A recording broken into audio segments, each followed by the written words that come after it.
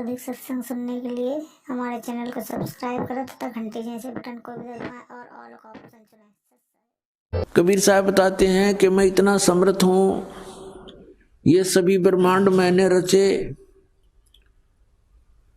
अनंत coat बाजी जहां रचे सकल ब्रह्मांड। और कहे कबीर मैं क्या करूं, ये काल करे जीव खंड। पुणात्माओं, आपने ये अमर कथा कभी सुनी नहीं थी। आप जी ने अपने ही धर्म मजहब के अंदर चल रही कथाओं को सुना, उन्हीं के आधार से आपका माइंड सेट हो गया। अब इस अमर कथा को सुनकर बहुत दिनों में जाकर आपका विश्वास होगा, और जब आपको ये कथा समझ में आ जाएगी उस समय देखना आपके मन की स्थिति क्या होगी। आप ऐसी स्थिति में हो जाओगे जैसे परगर पावना रहे उठाए चित, जैसे दूसरे के घर में, दूसरे गांव में, रिश्तेदारी में कोई प्राहुणा चला जाता है, मेहमान रूप में जाता है, वो वहां रहता अवश्य है, लेकिन उसको पता है कि मैंने वापस जाना है, और उसको अपने घर की रह रहकर याद भी सताती रहती है।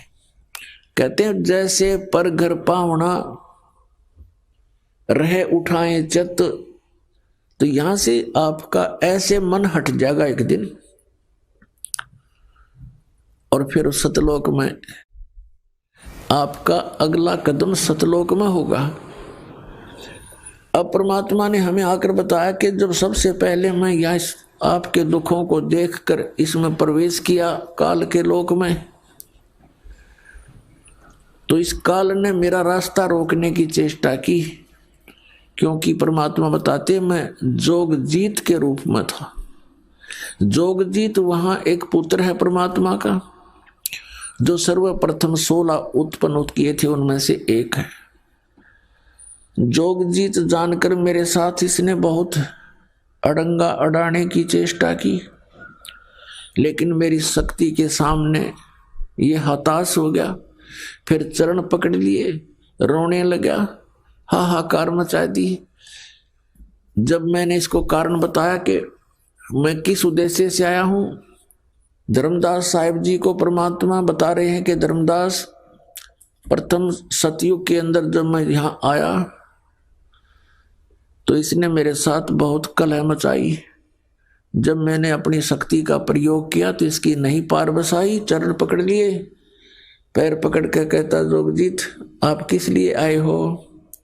तो मैंने इसको बताया कि मैं नीचे जाऊंगा और सभी प्राणियों को बताऊंगा कि यू परमात्मा नहीं है, यू भगवान नहीं है जिसको तुम भगवान मान रहे हो, और एक ऐसा मंत्र दे के आऊंगा, सतनाम सच्चा नाम, उसका जाप करने वाले प्राणी को तू रोक नहीं पाएगा। और सभी को बताऊंगा कि तुम यहां के रहने वाले नहीं हो, तूने इन सब को नशा करवा दिया, तीनों गुणों से एक एक इंजेक्शन लगवा दिया इनको। तो ये चिंतित हो गया। इसने कहा कि हे भगवान, मुझे श्राप लगा हुआ है 1 लाख जीव आहार करने का, यदि आप इन सब को ले जाओगे तो मेरा क्या होगा?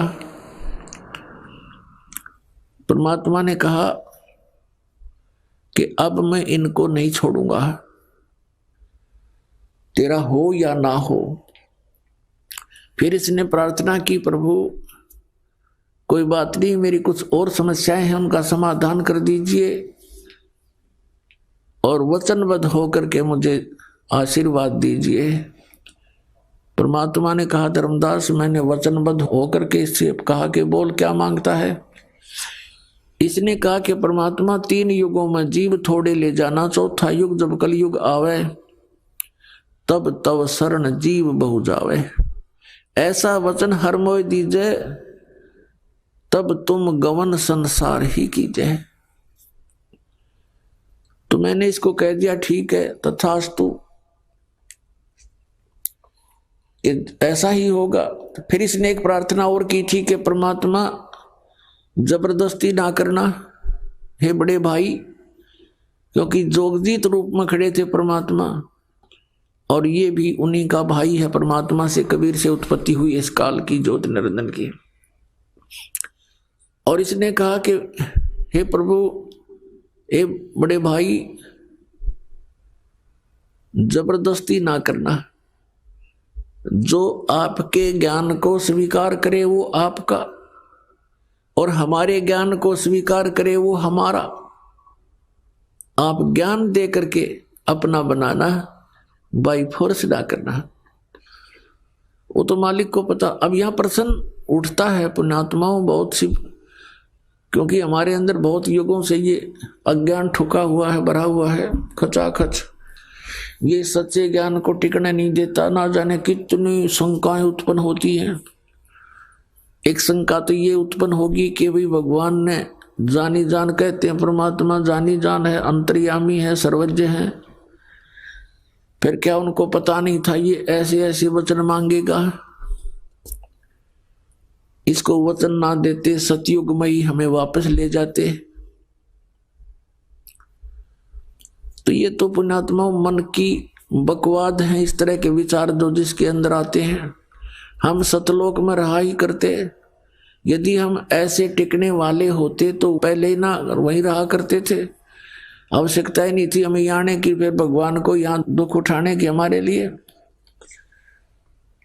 परमात्मा को पता था कि सतयुग त्रेता द्वापर में ये प्राणी दुखी नहीं होता। पुण्यकर्मी प्राणियों को मनुष्य जीवन मिलता है सतयुग त्रेता द्वापर में, जिनके बहुत घने पुण्य होते हैं,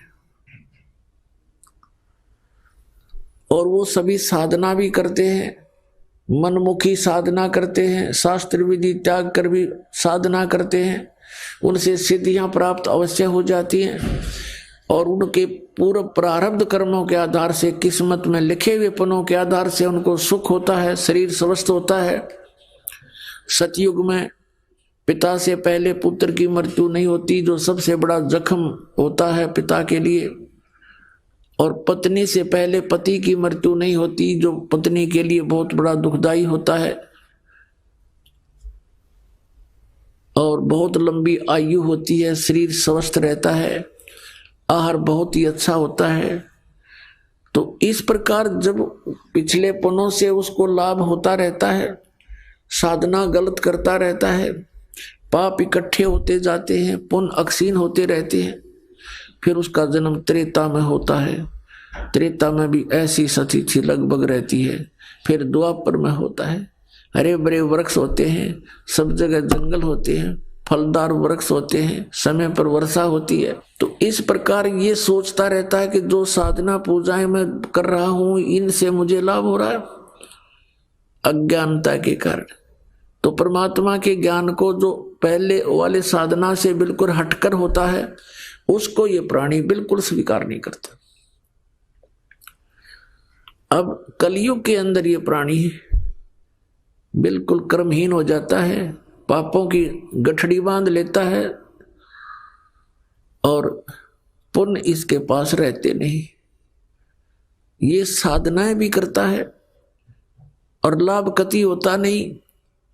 या तो नास्तिक हो जाता है, या फिर दुख को भोग कर ही अपना जीवन पूरा करता है। और उन अज्ञानी संतों ऋषियों ने, उन्होंने सतयुग के अंदर जो साधनाएं की, अब उनको वो मार्ग मिला नहीं, यह सतनाम उनको प्राप्त हुआ नहीं जो पाप नाश करता है।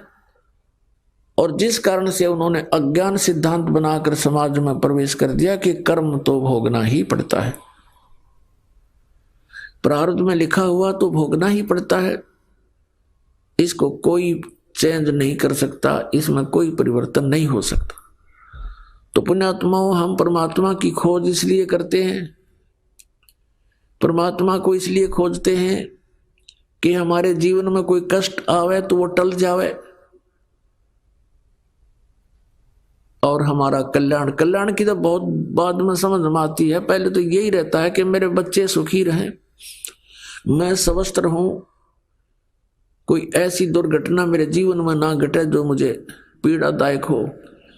इसलिए हम परमात्मा की खोज में संतों के पास जाते हैं, और ये भी हमें मालूम है कि संतों के पास ही उसका समाधान होता है। और ये भी हम सुना करते कि परमात्मा ना जाने किस बेस में आ जा, तो वो परमात्मा कबीर साहब है, वो ना जाने क्या रूप बना करके और कब कहां प्रकट होता है, और हमारे लिए भटकता रहता है, हमें समझाने की चेष्टा करता है कि तुम इस झूठे सुख को सुख कहे ये मान रहा मनमोद, ये सकल चबीना काल का कुछ मुख में कुछ गोद। तो पुण्यात्माओं, परमात्मा ने प्रोमिस कर रखा है, और इसने भी प्रोमिस कर रखा काल भगवान ने कि कलयुग में जब कितने जीव ले जाना, लेकिन इसमें ज्ञान आधार बनाना।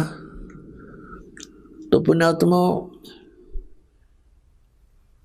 अब बुद्धिमान समाज हो गया है, इस ज्ञान से अब आप बालक नहीं रहोगे। परमात्मा के प्रयत्न को गहराई से सोचना, वो क्यों भटक रहे हमारे लिए सतलोक न छोड़ के, क्योंकि हम उनके बालक हैं, हम उसकी आत्मा हैं, और इनको काल इसलिए परेशान कर रहा आप जी को कि जितना मैं इनको सताऊंगा उतना ही वो दुख पावेगा। अपने आत्माओं, आप बालक हो, ये हमारे साथ क्यों प्रतिशोध ले रहा कि इसने वहां पहले तो तप करा, फिर तप करा, फिर तप करा, 3 बार, उससे इसने 21 ब्रह्मांड प्राप्त किए, फिर 5 तत्व 3 गुण परमात्मा ने इसको दे दिए कि ले जा खेल खिलौनों से।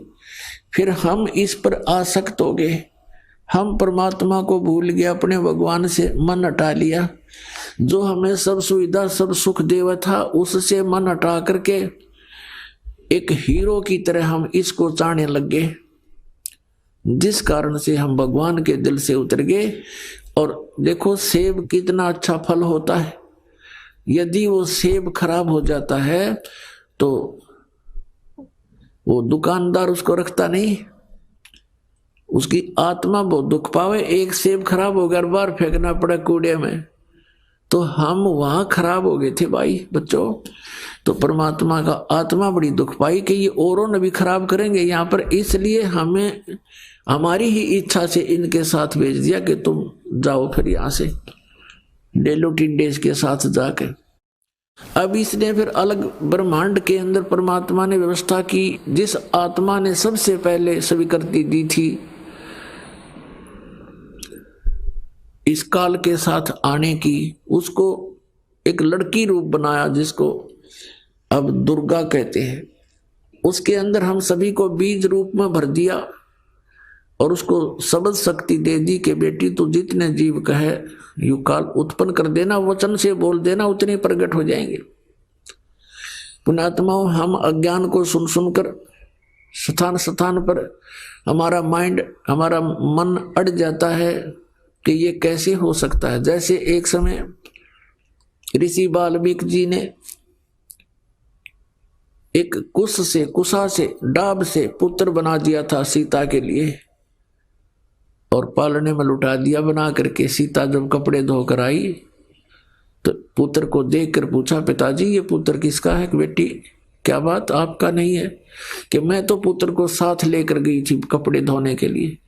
ऋषि जी ने सोचा था कि लड़की के बच्चे को कोई उठा ले गया है, जंगली जानवर वारो रो मर जाएगी, इसलिए उसने एक लड़का उत्पन्न कर दिया है जिसका नाम कुश रखा, और लव सीता से उत्पन्न हुआ था श्री राम के सहयोग से। तो कहने का भाव ये है कि उस ईश्वरीय शक्ति को थोड़ी बहुत संग्रह करके ये ऋषि लोग भी चमत्कार दिखा देते हैं, और वो तो परमात्मा के पास तो ये चमत्कार थोक के भाव के हैं। तो ये अलग ब्रह्मांड में जब रखा तो दुर्गा के साथ इसने दुर्व्यवहार करना चाहा। दुर्गा ने इसे बहुत प्रार्थना की कि मेरे से ये जुल्म ना कर, तू मेरे पास वचन शक्ति है, मैं जितने जीव तू कहेगा मैं उत्पन्न कर दूंगी। पिता ने वचन दे रखा, इसने नहीं माना, बकवाद करी, उसके साथ जोर जबरदस्ती करनी चाहिए तो लड़की ने उसके पेट में शरण ले ली सूक्ष्म रूप बना के। तब परमात्मा ने जोग जीत रूप में आके उस ब्रह्मांड में इसको कहा था कि आज से तुझे एक श्राप लग गया, 1 लाख मानव शरीरधारी प्राणी जीव खाएगा, 1.25 लाख उत्पन्न करेगा, और लड़की को उसके पेट से निकाल दिया, पेट चीर के हाथ से वचन से ऐसे नाखून मार दिया पेट पर, और वचन से वो बाहर आ गई, फिर एज इट इज वचन से अपने आप जख्म भर गया। तो परमात्मा की शक्ति पुण्यात्माओं पर बल है। हम आध्यात्मिक मार्ग से कोसों दूर हो गए, इसलिए हमने इन परमात्मा की लीलाओं पर अविश्वास शीघ्र हो जाता है। लेकिन अब अविश्वास ना करके विश्वास पूर्ण करो। तो वहां क्या कहा, तब इसको आदेश सुना दिया कि तू निकल जा अपने 21 ब्रह्मांड लेकर यहां से। आदेश सुन ले पिताजी का और निकल जा यहां से 21 ब्रह्मांड समेत। इसने फिर बहुत हाथ जोड़े, पैर पकड़े, मेरे से गलती होगी, मुझे रख लो यहीं पर, मुझे दूर ना भेजो। लेकिन परमात्मा ने इसकी एक नहीं सुनी और इसको वहां से यहां फेंक दिया 16 शंख कोस की दूरी पर। नील पद्म शंख 16 शंख कोस, 1 कोस लगभग 3 किलोमीटर के आसपास होता है। इतनी दूरी पर आ गया ये सतलोक से इसका पूरा विमान 21 ब्रह्मांड का। तो इसने उसके बाद से परमात्मा से प्रतिशोध लेने के उद्देश्य से हमें या इतने दुख देता है कि एक पल भी चैन से ना टिक सके, सांस ना ले सके। अब देखते हो पुण्यात्मा, पशु पक्षी ये कितने कष्ट उठाते हैं। आप देखते हो मनुष्य जीवन में कोई सुखी है? इस झूठे सुख को सुख मान बैठे हैं हम, और परमात्मा हमें याद दिलाते हैं आकर के कि तुम काल के जाल में हो। आप जी को इसने मिसगाइड करके इतना ही सीमित कर दिया आपकी बुद्धि को, संतानों उत्पत्ति को ठीक कर लेना सारा जीवन, ये सोच करके बुढ़ापे में सुखी होऊंगा मैं, बुढ़ापे में मेरा जीवन ठीक कट जाएगा, बढ़िया कोठी बना दूं, बच्चों को सुखी कर दूं, गनाए धन बना दूं। अपने आत्मा बुढ़ापे तक, पहली तो ये बात है कि बुढ़ापे तक आप रहोगे कि ना रहोगे, वृद्धावस्था तक। और वृद्धावस्था होने के बाद फिर सुख कहां से? वृद्धावस्था में सपने में भी सुख नहीं। तो हमारी सारी ही सोच इस टाइप की थी जो हमें केवल दुख दे सकती है, सुख नहीं। बुढ़ापे में कभी तो जाड़ पड़वानी, कभी आंख बनवानी, और कभी कोई बच्चा कुछ बोल रहा है, कोई पुत्र वधू कुछ कह रही है, कहीं पौत्र को कोई गड़बड़ होगी, कहीं पौत्री का गड़बड़ होगी, कोई देवता मर गया, कोई देवती मर गई। तो ये सब कष्ट उस व्यक्ति को होते हैं जो वृद्धावस्था प्राप्त कर चुका है और सोचा नहीं होता बुढ़ापे में सुखी हो जाऊंगा, इब तो धंधा करके बच्चा न पाल पोष दूं। तो पुण्यात्मा बुढ़ापे में तो जिए जानेगा जिसा सुख होगा तुम्हें।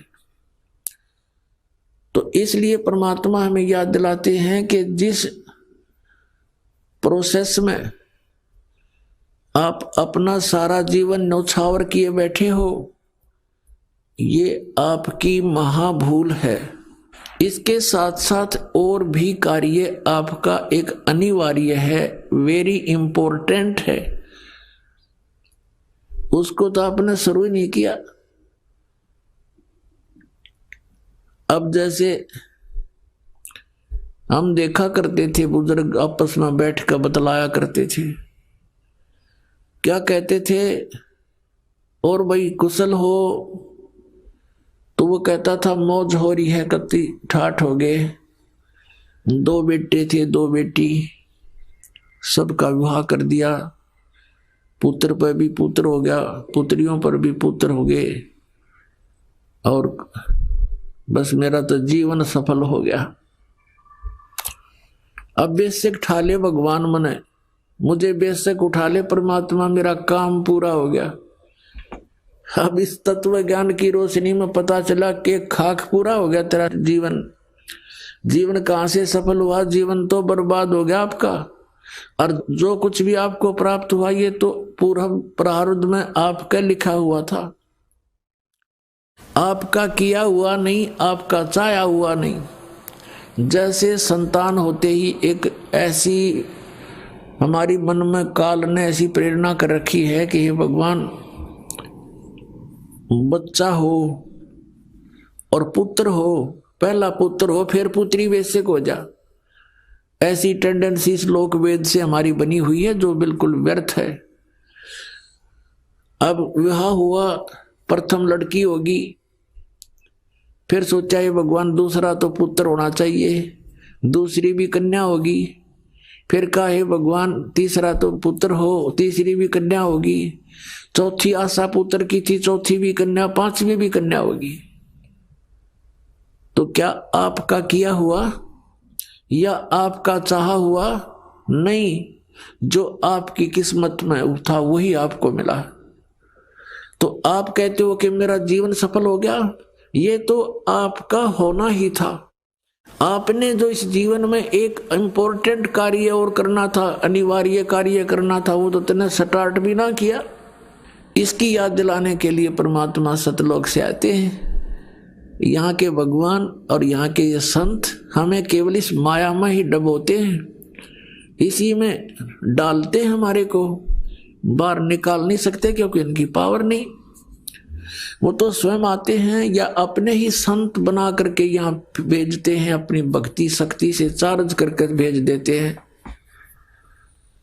और फिर वो संत ये काम किया करते हैं। नहीं, आम संत की कोई औकात नहीं जो काल के सामने इस प्रकार का कोई कदम उठा ले। अब क्या बताते हैं परमात्मा? हम सुल्तानी नानक तारे दादू को उपदेश दिया, जात जुलाहा भेद न पाया वो काशी माहे कबीर हुआ। गोता मारू स्वर्ग में जा बैठू पाताले, गरीबदास ढूंढता फिरूं अपने हीरे मोती लाले। परमात्मा कबीर साहब कहते हैं कि गोता मारूं स्वर्ग में और जा बैठूं पाताल, कह कबीर ढूंढता फिरूं अपने हीरे मोती लाल। अब जैसे आपको कल सत्संग के अंदर दिखाया था, रूबरू करा था उन पवित्र सदग्रंथ वेदों से, उसमें क्या लिखा कि परमात्मा ऊपर ध्युलोक यानी तेजो में शरीर में और तेजो में लोक में राजा के समान विराजमान है, और वहां से गति करके नीचे आता है और बहुत अत्यंत गतिशील पदार्थ के समान, जैसे आकाशीय बिजली गिरती है नीचे बहुत स्पीड से, ऐसे परमात्मा सतलोक से गमन करके चल के यहां आते। तो वो परमात्मा अच्छी आत्माओं को मिलते हैं, उनको उपदेश करते हैं, तत्व ज्ञान से परिचित कराते हैं, अपने से परिचित कराते हैं। तो उन महापुरुषों ने जो ज्ञान दिया वो परमात्मा से प्राप्त ज्ञान दिया। उनमें से इब्राहिम सुल्तान अधम भी एक महापुरुष हैं। इब्राहिम सुल्तान अधम ये कौन थे? एक बलख नाम का शहर है, बलख बुखारा, इराक के अंदर, और वहां का एक इब्राहिम सुल्तान अदम नाम का एक मुसलमान बादशाह था।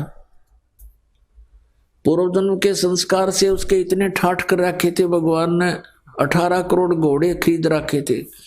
पुण्यात्मा, जब तक इस प्राणी को तत्व ज्ञान नहीं होता, यहाँ के ये कंकर पत्थर जोड़ने में ही लगा रहता है। उसने कहते हैं 16,000 औरतें से विलास करता था, 18 करोड़ घोड़े। गांव में पहले यदि एक घोड़ा किसी के पास होता तो बहुत बड़ा वो वहां का ठाकुर माना जाता था, बड़ा रईस व्यक्ति माना जाता था जो घोड़े पर चलता था, एक घोड़े पे।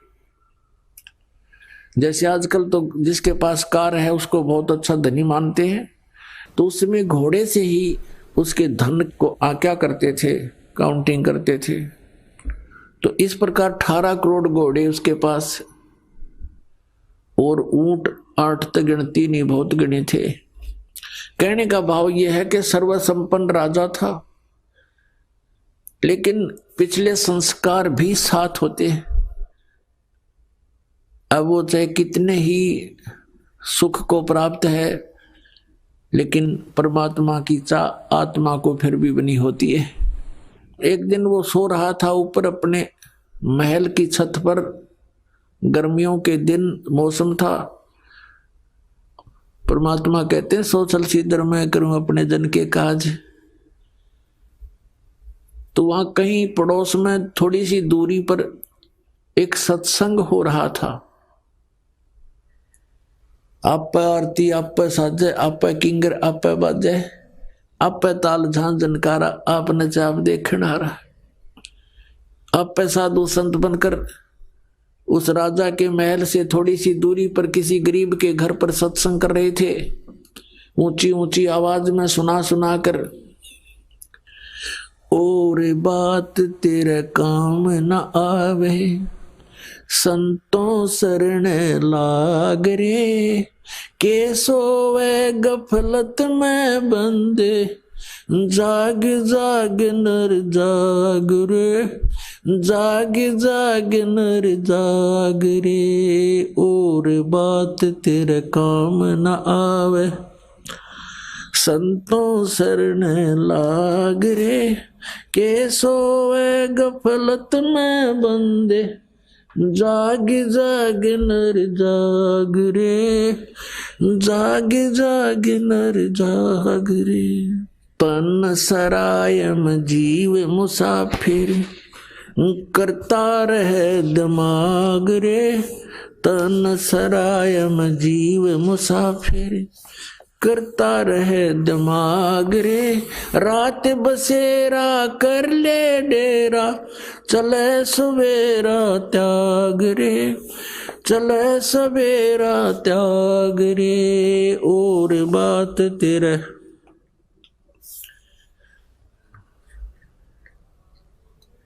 के सोवे गफलत में बंदे, जाग जाग नर जाग रे, जाग जाग नर जाग रे।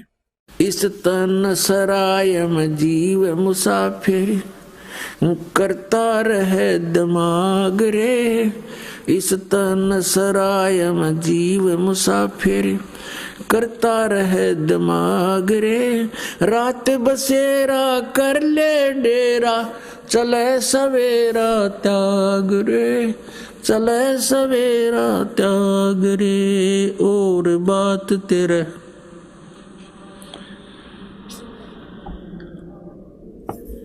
के सोवे गफलत में बंदे, जाग जाग नर जाग रे। उमदा चोला बण्या अमोला, लगे दाग पे दाग रे। उमदा चोला बण्या अमोला, लगे दाग पे दाग रे। 2 दिन की गुजरान जगत में, क्यों जले बिरानी आग रे, जले बिरानी आग रे। और बात तेरे के सोवे गफलत में बंदे, जाग जाग नर जाग रे, जाग जाग नर जाग रे। अर सुमरे सो हंस कवावे, ये कामी क्रोधी कागरे। अर सुमरे सो हंस कवावे, कामी क्रोधी कागरे। बोरा न भर में विष के बन में, चल बेगम पूरी बाग रे, चल बेगम पूरी बाग रे। और बात तेरे काम न आवे, संतों शरण लाग रे। के सोवे गफलत में बंदे, भाई शब्द सैन सतगुरु की पिछाणी, पाया अटल सुहाग रे। शब्द सैन सतगुरु की पिछाणी, पाया अटल सुहाग रे। नितानंद महबूब गुमानी, परगटे पूर्ण भाग रे, परगटे पूर्ण भाग रे, और बात तेरे काम न आवे, संतों शरण लाग रे, के सोवे गफलत में बंदे। पुण्यात्मा परमात्मा कबीर परमेश्वर जी अपनी प्यारी आत्मा को काल के जाल से निकालने के लिए कितना संघर्ष करते हैं। उसके लिए परमात्मा ने ज्ञान को ही आधार बनाया है। इब्राहिम सुल्तान अधम बहुत ही अच्छी आत्मा का व्यक्ति था। परमात्मा की खोज में, अल्लाह की चाह में साधु संतों से बहुत प्यार करता था। उसको जहां भी कोई संत मिल जाता या किसी संत की, महात्मा की वो चर्चा सुनता, या तो उसको अपने पास बुला लेता था या स्वयं दर्शनार्थ चला जाता था। अपने आत्माओं काल ने तो ऐसा कर रखा हमारे साथ, ये नकली संत, नकली पंथ और डुप्लीकेट ज्ञान सुना के कि इनको नास्तिक बना दूं। एक संत के ऊपर वो बहुत विश्वास किया करता था और वो इब्राहिम सुल्तान उस फकीर के पास बहुत ज्यादा उसके पास जाता था या उसको अपने पास बुलाता था, खूब दक्षिणा दिया करता था और वो एक नंबर का पाखंडी था। एक बार राजा ने, क्योंकि वो बहुत धनी व्यक्ति था, बहुत धनी राजा था, वो जूते जो होते हैं, जूती पहना करते, पहले आप जूते कहने लगे उन्हें, उन जूते होते थे, जो जूती थी, एक जूती की कीमत 1.25 लाख रुपए थी। उस समय का तो 1.25 करोड़ हो गए एक जूती की कीमत। उस जूतों के ऊपर हीरे, पन्ने, जवाहरात, मोती सब जगह उसमें गठे होते थे। एक उस राजा ने एक अंगूठी बनवाई जो बहुत कीमती थी, सोने की, उसके अंदर हीरे, मोती और ये इस तरह के कुछ नग लगवा रखे थे, बहुत ऊंची, अच्छी, चौड़ी। अब उस संत की वो बहुत आदर करता था, विश्वास किया करता था एक फकीर पर। वो डुप्लीकेट ठग था। उसने राजा की अंगूठी देखी, जूते तो मैं छुपा नहीं सकता, अंगूठी कैसे ले सकता हूं। उसने वैसी ही अंगूठी एक डुप्लीकेट बनवा ली, पीतल की, मिलती जुलती कति, और राजा से कहा कि राजा आज नौका विहार करते हैं, मेरे साथ चलो। राजा तुरंत तैयार हो गया। फकीर का आदेश मानकर नाविक नौका चला रहा है, राजा और फकीर उसके ऊपर कुर्सी पर बैठे हैं। अब फकीर ने कहा कि राजन, ये अंगूठी कैसी बनवा ली, कैसी है, दिखाना मुझे। अंगूठी कब बनवाई? कि जी अभी बनवाई है, कुछ दिन हो गए, कई बार पहन ली, आपके ध्यान नहीं गया, देखो देखो निकाल कर। राजा ने कहा देखो, देख लो, देखो ऐसी है। अब वो तो डुप्लीकेट था, उसने लेकर ऐसे और कहा, उसने क्या कहा कि हम फकीरों के क्या काम ये अंगूठी। अब वो ओरिजिनल पर देखता रहा और कहा देखो राजा, ये इधर क्यों जा रहा नाविक तू? तो राजा का ध्यान उधर हुआ, वह डुप्लीकेट निकाल ली, वह डाल ली, हाथ में ले ली और कहा राजन, अंगूठी तो बहुत अच्छी है पर साधु संतों के क्या काम की, जल में फेंक दी। अब राजा ने सोचा भाई बड़ा त्यागी विरागी महात्मा, इसको तो संसारिक धन से भी कोई लगाव नहीं है, और ज्यादा आस्था होगी इसमें। फिर खूब वो दान दे। राजा रोके नहीं, हमें क्या जरूरत है, हमें क्या जरूरत है, कोई नहीं, दे दे, हम लगा देंगे, इधर भंडारा कर देंगे। अब नाट्य भी ले भोली आत्मा जो होती है, वो श्रद्धालु, वो केवल अपने स्वभाव का ही प्रयोग करते हैं, सामने वाले की बकवादों पर ध्यान नहीं देते हैं। इसका दुरुपयोग किया इन लोगों ने, नकलियों ने। तो कुछ दिनों के बाद क्या हुआ, फकीर के और चेले की आपस में बिगड़ गई, जिसने अंगूठी बनवाई थी नकली। उनकी आपस में कहा सुनी होगी, बात बहुत बढ़ गई और चेला उससे अक्षुब्ध होकर के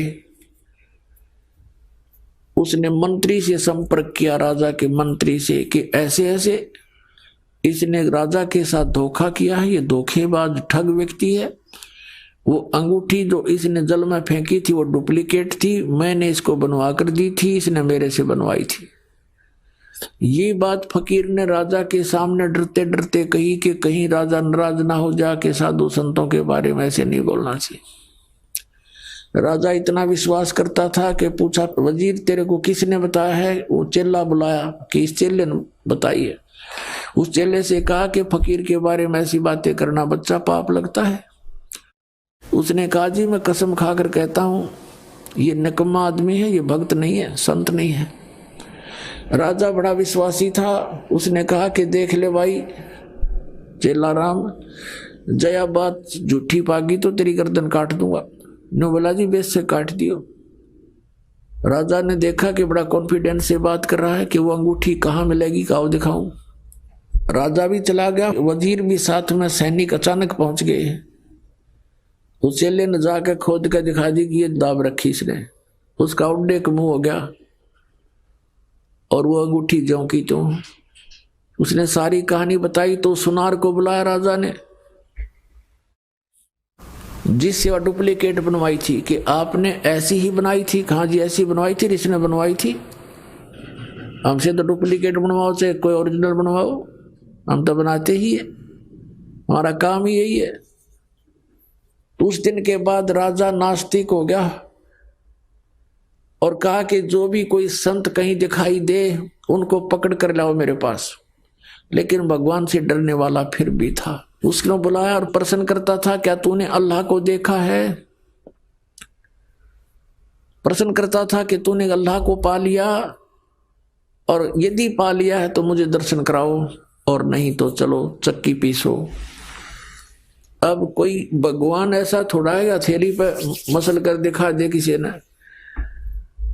अब वो कोई उसका उत्तर किसी के पास था नहीं। सभी साधु संत उसकी जितने भी क्षेत्र में थे सबको जेल में ठोक दिया और कहता चक्की पीसो। पहले चक्की पीसन की सजा दिया करते थे, क्योंकि सेना का आटा हो जाता और पशु जो घोड़े गाड़े रखे थे उनका दाना दूना दलवा लेते उनसे।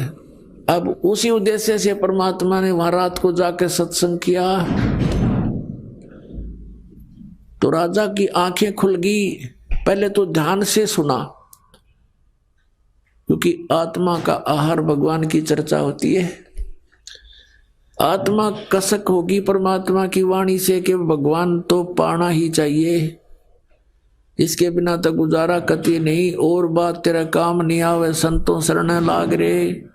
केस होवे गफलत में बंदे, जाग जाग नर जाग रे। इस तन सरा में जीव मुसाफिर करता रहे दिमाग रे। रात बसेरा कर ले डेरा, चले सुबेरा त्याग रे। उमदा चोला बना अनमोला, लगे दाग पे दाग रे। 2 दिन की गुजरान जगत में क्यों जले बिरानी आग रे। कुब्द कांचड़ी चढ़गी चित पे, तू हो रहा मनुष्य नाग रे। और सूझे नहीं सजन सुख सागर, बिना प्रेम बैराग रे। हर सुमरे सो हंस कहावे, कामी क्रोधी काग रे। भोरा ना भर में इस विष के बन में, चल बेगमपुर भाग रे। शब्द सैन सतगुरु की पहचानी, पाया अटल सुहाग रे। नतानंद महबूब गुमानी, प्रगटे पूर्ण भाग रे। वैसे तो ये कबीर साहब की वाणी है, इन्होंने नकलिया ना अपनी टेक ला रखी है। कोई बात नहीं, हमने इस ज्ञान को समझना है। अब इसमें क्या बताया है कि हर सुमरे सो हंस कहावे, भक्ति करे वो भक्त कहावे। बाकी बकवाद करनी है तो बहुत हो लिया यहाँ पर। फिर परमात्मा कहते हैं, 100 छल सीधर मैं करूं। एक तीर से 2 शिकार किए भगवान ने। एक तो उन साधु संत जो दुखी हो रहे थे, रो रहे थे, हाथों में छाले पड़ गए और कहे भगवान अच्छे फंसे मालिक तेरे नाम पर दुखी दुख। अब जिसकी भक्ति करते हैं वो लोग, वो तो दुख है देने का है, ये ब्रह्म तक तो दुख है, दुख देगा, ये सुख दे ही नहीं सकता। ये तो खुद कहता है गीता जी अध्याय नंबर 8 के श्लोक नंबर 7 में कि अर्जुन तो युद्ध भी कर, मेरा सिमरन भी कर, शांति नहीं हो सकती। 18वें अध्याय के 62वें श्लोक में कहा है गीता ज्ञानदाता ने कि यदि तूने परम शांति और सनातन परम धाम चाहिए तो उसकी शरण में जा, उसके लिए संतों की खोज कर। तो इस बात का सबको मालूम है कि संतों से ही बात बनेगी। जैसे कुरान शरीफ सूरत फुरकानी 25 आयत नंबर 52 से 59 में यही स्पष्ट किया है कि कबीर नामक पूर्ण परमात्मा है। उस परमात्मा ने 6 दिन में सृष्टि रची, 7वें दिन तख्त पर जा बैठा। उसकी खबर किसी बाखबर से पूछ देखो, यानी संतों से पूछो। गीता ज्ञानदाता भी इस बात से अपरिचित है कि वो कौन है परम शक्ति और क्या उसकी वे ऑफ वर्शिप है। और कुरान शरीफ का ज्ञानदाता भी इस बात से अनभिज्ञ है, वो पूर्ण परमात्मा कौन है, उसकी कैसे प्राप्ति होती है, उसके लिए संतों की ही तरफ संकेत है। इसलिए सभी जितने भी साधक हैं संतों की ही तलाश में फिरते हैं। फिर संत काल में अगर डुप्लीकेट निरे बना रखे बिना गिनती के, तो वो आत्मा तो किसी की भी साधना कर रहा है लेकिन है तो कबीर परमात्मा के बच्चे में। अब उनका दुख तो उन्हीं को दुखी करता है।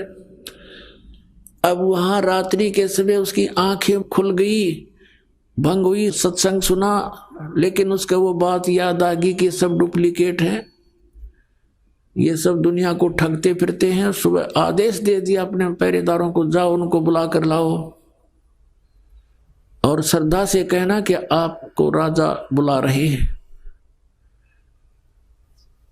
अब सैनिकों ने जाकर कहा कि महात्माओं आपको सुबह राजा ने याद किया है। अब फिर उन साधु संतों को पता चला कि राजा तो बड़ा भयंकर है, जेल में डाल देता है।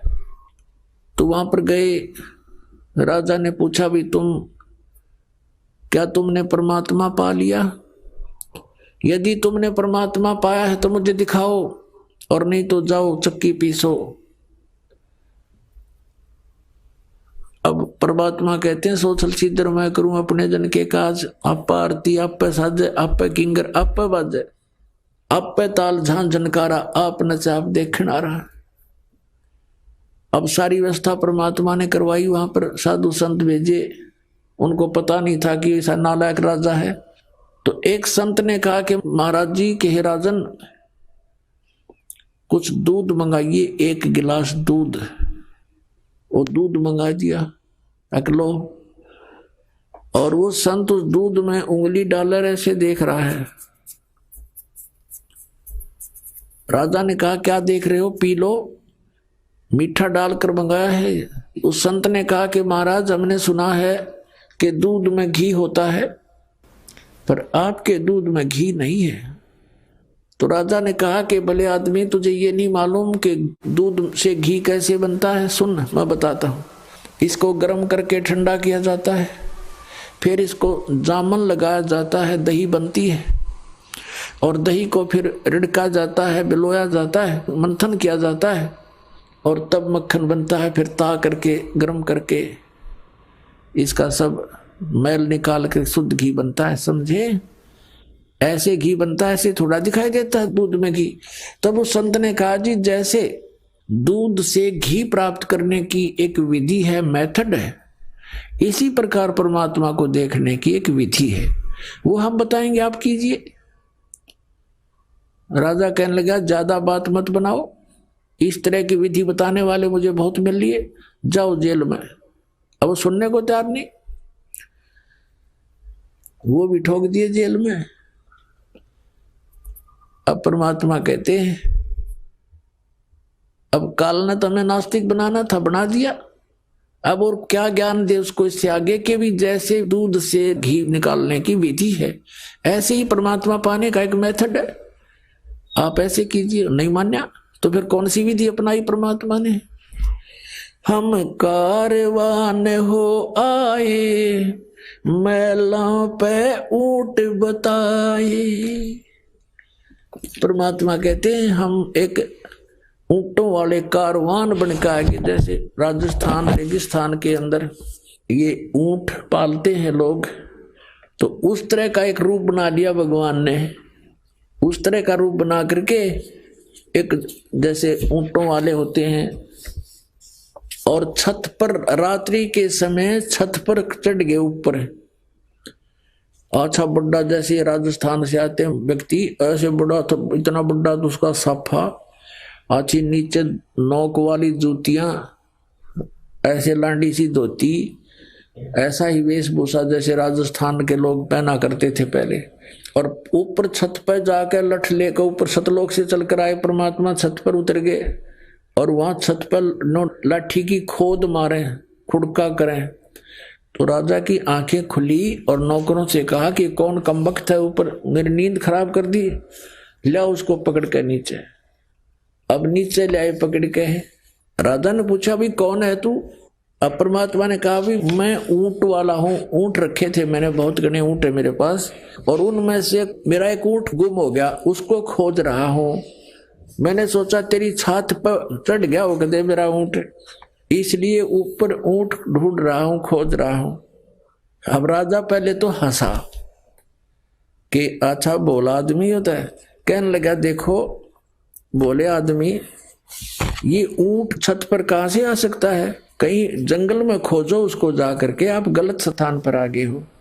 तो परमात्मा ने क्या कहा कि जिस प्रकार ऊंट छत पर नहीं मिल सकता, क्वाइट इम्पॉसिबल, ठीक इसी प्रकार जो प्रोसीजर तने अपना लिया संतों को जेल में डालकर परमात्मा पाना चाहता है, ये ऐसा ही समझ ले जैसा छत पर ऊंट नहीं चढ़ सकता, नहीं मिल सकता, तो इस प्रकार भगत तुझे भी भगवान नहीं मिल सकता। न्यू कह के अंतर ध्यान हो गए, सामने से दिखाई नहीं दिए तो एकदम चक्कर आ गया उस राजा ने और बेहोश हो गया। अब नौकरों ने बताया रानियों को, उसकी दशा देखकर रानियों ने बुलाए झाड़ फूक करने वाले जंतर मंतर मौलवी ने एक तबीज बांध दिया इस हाथ पे और कहा अब कुछ नहीं होगा, इसको कोई भूत प्रेत का साया दिख गया होगा। राजा ठीक हो गया। उधर से वो परमात्मा कहां पहुंचे, जहां पर वो संत कैद कर रखे थे जेल में, और जाकर कहा सिपाहियों से कि भाई सिपाहियों तुम्हारे राजा ने मुझे भी यहां भेज दिया, मुझे भी कैद कर लो। अब सिपाही बोले बड़ा भगत आदमी तापा आ गया, महात्मा दिखाई था जरूर भेजा होगा महात्मा का, तो खोजते फिरे थे वैसे पाई, अच्छा हो गया हमने खोजना ना पड़े, और पकड़ कर बाहर अंदर कर दिया परमात्मा जेल में, चल बहुत अच्छा हो गया, तो गीता आ गया यहाँ से हमने मरवा होगा। तो अंदर जाकर के परमात्मा ने देखा कि वो सारे चक्की पीस रहे, बेचारे रो रहे, चक्की पीस रहे रो रहे, ना पीसे तो डंडे मारे।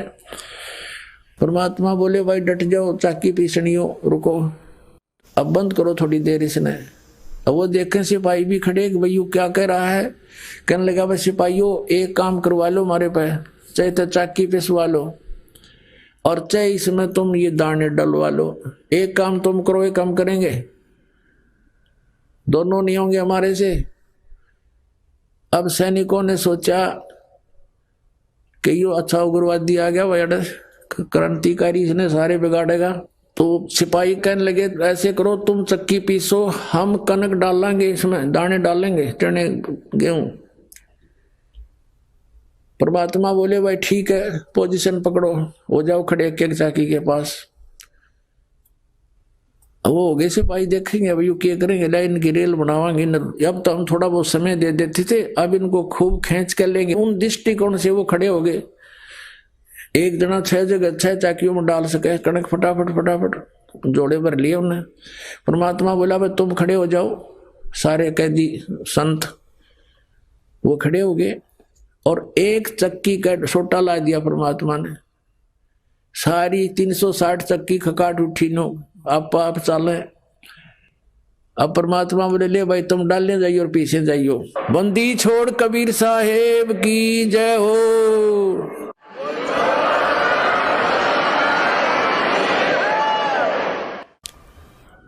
अब उन संतों से कहा कि तुम आंखें बंद करो, उन आंखें बंद कर ली और कहा खोलो। आंखें खोली तो सभी जेल से बाहर 1 किलोमीटर दूर खड़े हैं और मालिक भी वहीं उनके साथ हैं। और कहा भाई भाग जाओ, ये तो मेंटल हो रहा राजा, इसमें शासन में भी मत आना। अब उन्हें देखा कि सचमुच हम तो जेल से बाहर हैं, उनका जज नहीं, काफी देर तो सतब से खड़े रहे, कदे पुलिस वाले देखते हो। परमात्मा बोले भाग जाओ तुम यहां से। अब उन्हें तो डांग ठोक दी, कीता जूती पड़ी किसी की, कीता पड़ा। सीमा से पार जा करके उन्होंने सांस लिया। उधर से राजा के पास संदेशा गया कि जी सारे कैदी भाज गए। एक आया था, पता नहीं क्या जादू तंत्र कर गया, वो ले गया, चक्की चल रही है, रुक नहीं रही है। अब उन सिपाहियों का भी कलेजा फट गया कि यो क्या हुआ। उधर से राजा की सतीथि से भी परिचित हुए। राजा को पता चला भाई ठीक है, ये तो यहां भी आया था। राजा ने जाकर देखा, सब मंत्री गए, सैनिक आए, सारी चक्की अपने आप चले। जब सब ने देख लिया, कदे वो तो इसलिए किया था परमात्मा ने कि कहीं फिर इन सिपाहियों के गल पड़ जाए राजा, वो भी तो बेचारे दुखी हो जाएंगे। तो जब देखा वो चक्की चलने, कति डटी नहीं डटे, तब राजा ने कहा भाई ये तो मेरे पास भी आया था, वही यहाँ आ गया और सबको ले गया, सबको ले गया। फिर वो चक्की बंद होगी। अब पुण्यात्माओं, कुछ दिन के बाद परमात्मा ने क्या किया, एक मुसाफिर रूप बनाकर, यात्री रूप बना करके, पहले पैदल चला करते थे, अपना रास्ते के कपड़े वपड़े साथ रखते थे और रास्ते में जा करके धर्मशालाओं में सराय बोला करते थे, उनको सराय धर्मशाला, उसमें रात्रि व्यतीत करके सुबह चल पड़ते थे। एक मुसाफिर रूप बनाकर, एक यात्री रूप बनाकर काख में एक छोटी सी पोटली ले रखी थी कपड़े की, और ऐसे मैले कुचले से कपड़े जैसे आम ग्रामीण रहा करते थे। और राजा के रेजिडेंस में पहुंच गए शाम के समय। राजा के रेजिडेंस में सीधा जा खड़ा और राजा बैठा था, इब्राहिम सुल्तान अदम, और उसे कहने लगा, रे भाई सराय वाले, एक कमरा किराए पर दे दे, रात न रुकूंगा। राजा उसके मुंह की तरफ देखा, यू कीता गया मेंटल यहां पे। राजा देखता है कि कौन है तू, कहां से आया? कि भाई मैं उस गांव से आया हूं और मैंने आगे जाना है, मैंने रात काटनी है, कमरा बता और उसका किराया बता दे, मैं यहां रुकूंगा। तो राजा हंसा, कहने लगा, रे बोले आदमी, तुझे ये सराय दिखाई देती है? ये राजा का महल है, मैं राजा हूं, इब्राहिम सुल्तान नाम है मेरा। बोले आदमी तू कहां आ गया यहां पर? तब परमात्मा ने कहा कि आपसे पहले इस महल में कौन था, कि मेरे पूर्वज थे, मेरे माता पिता, उससे पहले कौन थे, हमारे दादाजी, उससे पहले दादाजी के पिताजी, उससे पहले कौन थे, कि उनके मेरे चौथे दादाजी, वो कहाँ गए भाई सब, कि वो तो अल्लाह खुदा को प्यारे हुए। तो बेटा तू कितने दिन रहेगा इसमें? ये सराय नहीं तो तू महल बांधता है इसको। अब यूं कहते ही अंतर्ध्यान हो गए।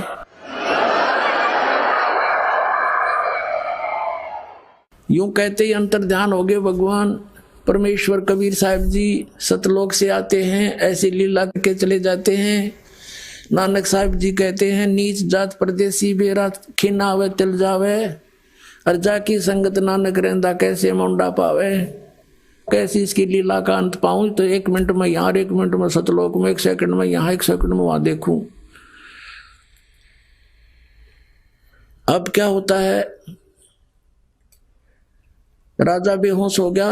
मंत्रियों ने फिर जंतर मंतर करनी है, मौलवी काजी बुला लिए, दूसरे ने दूसरे बाजू का तबीज बांध दिया और कहा अब कुछ नहीं होगा, बड़ा पहुंचा हुआ मौलवी है। अब कुछ दिनों के बाद परमात्मा ने क्या लीला की, राजा दिन के समय उसने एक बाग बनवा रखा था, 9 लखा बाग, 9 लाख पेड़ पौधे, फलदार वृक्ष, सुंदर वायु, अच्छा एटमॉस्फेयर वहां होता था, फूल फल लगे होते थे। तो वहां दिन में रेस्ट किया करता था 2-3 घंटे,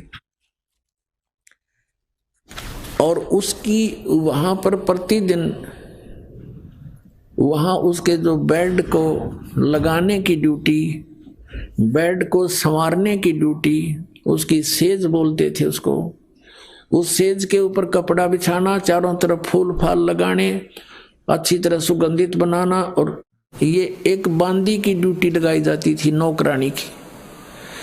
राजा के पास बहुत सी रानियां थी, तो रानियों की ड्रेस अलग होती थी, नौकरानियों की ड्रेस अलग होती थी।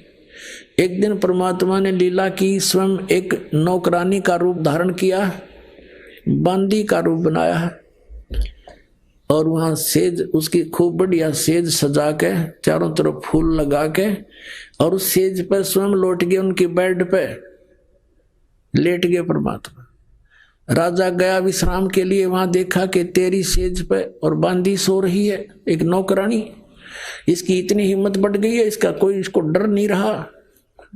कोड़े होते थे, हंटर कोड़े होते थे, जैसे घोड़े का मार दे अच्छा तगड़ा व्यक्ति तो घोड़ा बैठ जा, इतना जबरदस्त मार होती थी कोड़े की। तो कोड़ा उठा करके राजा ने सोए हुए परमात्मा नौकरानी रूप में उसके कमर पर 3 कोरडे मारे न, बहुत जोर जोर से।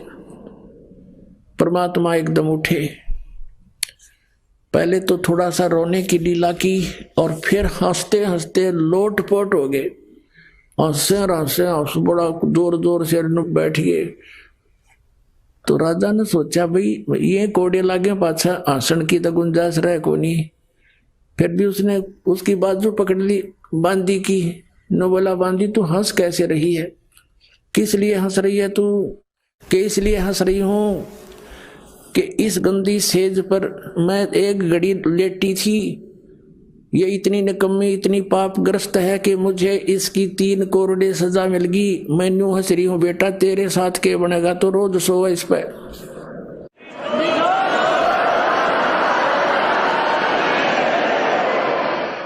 यूं कह करके परमात्मा अंतर्ध्यान हो गए।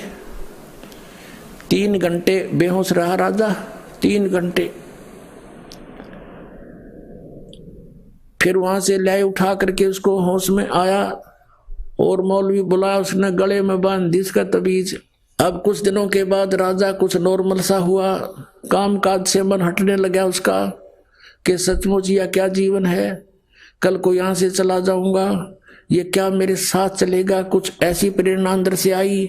लेकिन काल के दूत त्यार छोड़ रखे। उसी समय औरतों ने कहा, उसकी रानियों ने मंत्रियों से कि ये तो घर त्यागेगा, ऐसी स्थिति आ गई है, इसको रोको किसी तरह, इसको जंगल में ले जाओ शिकार शिकूर के लिए, और कई दिन वहां रुको, बागबानी करो और खूब घूमते रहो, इसका मन हट जाएगा, मन से इसकी यह बात हट जाएगी, टेंशन खत्म हो जाएगी।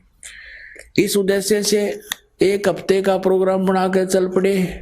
राजा भी तैयार हो गए, वहां जाकर के एक टेंट लगा लिया, अपना पड़ाव बना लिया। सुबह सुबह सब राजा और सैनिक पीछे चल पड़े अपने अपने घोड़ों पर शिकार करने के लिए। देख ये शौक था इन राजाओं का, जीवन सा करने जाते थे, और फिर निरे पाप इकट्ठे हो जाते, फिर गधे कुत्ते बनकर उनको भोगा करते थे। अब क्या किया परमात्मा ने, एक मृग रूप धारण किया, एक मृग का रूप धारण किया, और सामने दिखाई दिए। काफी देर से कोई शिकार मिल नहीं रहा था। राजा ने कहा भी देखो वो सामने मृग आ गया है, हिरण आ गया है, और ये हाथ से जाना नहीं चाहिए, नहीं तो अपनी बेइज्जती हो जाएगी, वापस नहीं जा सकेंगे हम, शिकार नहीं मिला तो। और जिसके पास से ये निकल गया उसकी खबर नहीं है, खैर नहीं है, उसकी खबर लूंगा। इब्राहिम सुल्तान अधम राजा के घोड़े के नीचे से मृग निकल गया। अब नुकण जोगा नहीं तेरे पास से गया है, अब खिसियानी बिल्ली की तरह उसके पीछे घोड़ा लगा दिया, बहुत स्पीड से बहुत दूर निकल गया था। सैनिक कहीं और रह गए थे, नहीं जा सके उसके वहां तक। तो उसकी ऐसी स्थिति होगी जैसे घंटा जल ना मिला तो मर जाऊंगा आध घंटे में। इधर उधर जल खोजने लगा, या अल्लाह हे भगवान आज मेरी जान बचा। पुणात्मा ये आत्मा जब रोती है भगवान को तो परमात्मा अपने बच्चे के लिए तुरंत आता है, यदि उसके पुण्य पिछले ठीक हैं। उस पुण्य के आधार से 3 लोकों में प्रवेश करके सबका धारण पोषण वही परमात्मा करता है, कबीर साहब ही करते हैं, अल्लाह अकबर ही करते। अब क्या रचना रची परमात्मा ने, थोड़ी सी दूरी पर एक सुंदर बगीची, उसमें फलदार वृक्ष, बहुत सुंदर फल से लदपद वृक्ष, और एक तालाब छोटा सा बनाया, एक कुआं बनाया, और एक झोपड़ी, एक हट बनाई अपनी शक्ति से, और 3 कुत्ते लेकर, 3 कुत्ते सुंदर वाले बढ़िया बढ़िया से बेलों से बांध रखे तीनों कुत्ते, और एक साधु रूप बनाकर परमात्मा बैठ गए, जैसे कोई फकीर रहा करते हैं सात जंगलों में। अब राजा ने देखा कि वो बगीचा भी है, फल भी लगे हैं, तालाब भी है, घोड़े को जल पिलाया, फिर स्वयं जलपान किया, फिर फल आहार किया। जब इस व्यक्ति को सुख हो जाता है तो भगवान बोलता है पेट भर गया, प्यास बुझ गई, तो देखा सामने एक महात्मा बैठा है और 3 सुंदर कुत्ते ले रखे इसने। राजा ने उस फकीर के पास जाकर प्रणाम किया और कहा, महात्मा जी इन कुत्तों का तू क्या करेगा? तीनों का एक रख ले, 2 मुझे दे दे।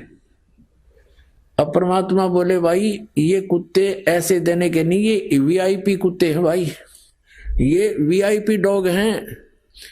बताऊं कैसे वीआईपी हैं? ये 1 नंबर का है ना, ये तो बुलक बुखारी शहर का जो राजा है ना, उसका पिताजी है, और ये उसका दादाजी, और ये उसका परदादाजी। ये उल्लू के पट्टे राज करा करते, मैंने समझाया करता रहा भक्ति कर लो, ये 2 दिन के राजपाट हैं, फिर कुत्ते गधे बनकर धक्के खाते फिरोगे। और अब देखो इनके सामने एक काजू किशमिश के हलवा बना के और इतनी दूरी पर रख रखा, वो खाने की चेष्टा कर रहे हैं, उन तक मुंह नहीं जाता, और परमात्मा उनके सोटे लगा रहे हैं, अब खुआऊंगा तुम्हें काजू किशमिश के हलवे, और वो चिल्ला रहे हैं। अब उसका कलेजा फिट गया, हिल गया उसका कलेजा, अब वो शतब्द हो गया। इब्राहिम सुल्तान अदम एकदम सुन्न हो गया माइंड उसका कि यो सचमुच साधु संत झूठ नहीं बोला करते, और कहने लगा, और सुन ले भाई घोड़े वाले, या खाली बेल रखी है ना, या खाली बेल कुत्ते बांधने की, ये इसलिए खाली रखी है। अब वो बैठा है ना गद्दी पर, वो इब्राहिम, वो भी कुत्ता बनेगा, उसको इससे बांधूंगा, यही रोकूंगा उसको।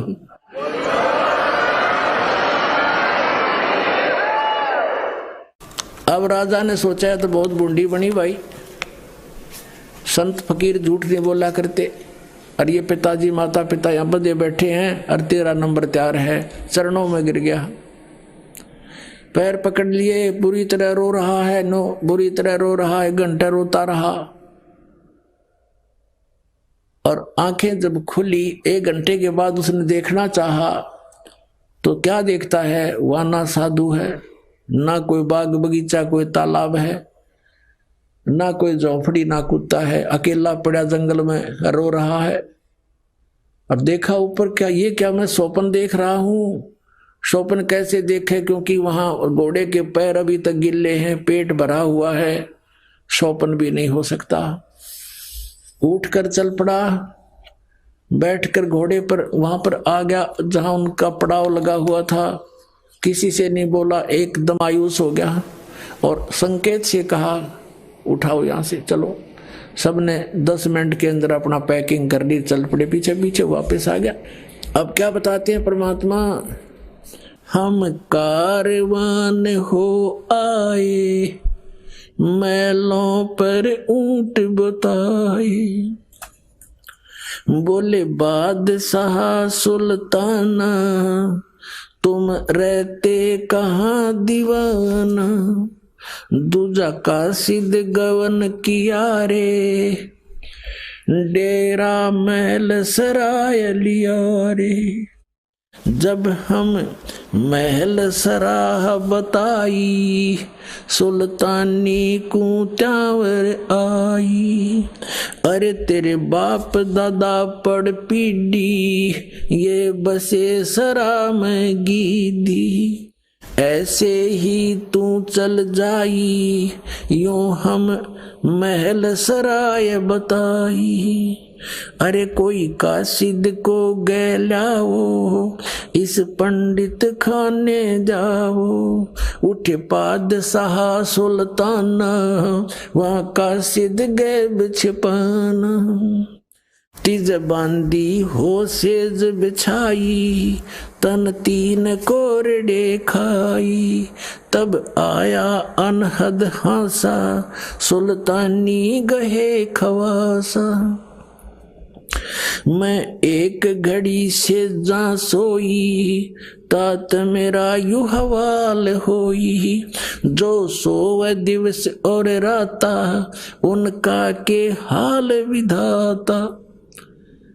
अब क्या बता रहे परमात्मा, हम कारवान हो आए, मैला पे ऊंट बताए। हम परमात्मा खुद कहते हैं हम सतलोक से अमरलोक से सतगुरु आए, रूप धरा करवाना, और ढूंढत ऊंट मैल पर डोले, और बुझे साहब आना। अब कहते हैं सोचल सीधर मैं करूं पुण्यात्माओं। एक पुण्यात्मा के लिए जैसे वेद बताते हैं कि वो परमेश्वर अपने ऊपर रहता है, वहां से गति करके आता है, अच्छी आत्माओं को, दृढ़ भक्तों को उनको मिलता है, उनको उपदेश देता है, ज्ञान देता है। वो परमात्मा कबीर जी है, और किस प्रकार वो भटक रहे हैं अपनी आत्माओं के लिए। अब एक जीव को काल के जाल से हटाकर सतमार्ग पर लगाने के लिए मालिक ने कितने कष्ट उठाए पुण्यात्माओं। कुछ आंख खोलो, उस परमात्मा को हम बहुत युगों से दुखी कर रहे हैं। अब समय आ गया यहां से निकलने का। अब क्या बताते हैं कि हम एक रबारी बनकर आए, कारवान माने जो ऊंटों के कारवां लेकर चलते हैं, लंबे लंबे कतारें, उस तरह का रूप हमने बनाया। खुद कहते हैं हमने ये सब उसको वहां से हटाने के लिए सब कोशिश की है। फिर क्या बताते हैं कि तीजे बांधी हो सेज बिछाई, और तन तीन कोरडे खाई। तब आया अनहद हासा, सुल्तानी गए खवासा। परमात्मा क्या कहते हैं कि मैं एक घड़ी से जा सोई, तात मेरा ये हाल होई। जो सोए दिवस और राता, उनका के हाल विदाता।